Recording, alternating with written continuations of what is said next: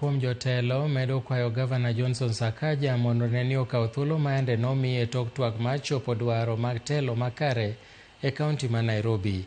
Jotelo go lero no okang' ma kamano biro thiro ng'ikruok mar telo ma Nairobi. Tich ariyo ma jumani jokanyo ma County Assembly ma Nairobi ne obedo kod romo gi jatend piny William Ruto kaachiel gogai mar ODM Raila Odinga mar chungo okang' mar thicho oko Johnson Sakaja kowuok e apisi. And us encouraging the governor to address issues of governance.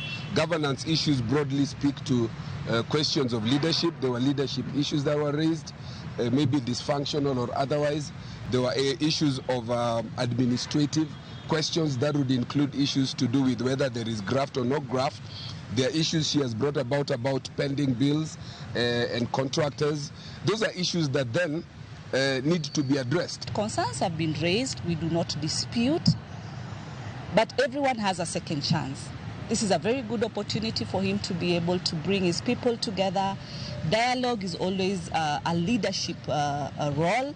We encourage it so that everyone gets a win-win. The leadership, the people of Nairobi. That is going to depend on how Governor Sakaja conducts himself going forward. It is a good opportunity for him, like other members have said. From now on, you can pick up from there. We want to see you. We want to feel that you are in charge of this city. I believe the governor has now been given a second chance. And this second chance should not be taken lightly by the governor and his entire team. He must respond to the issues that have been raised by the MCAs and ensure that we deliver for the people.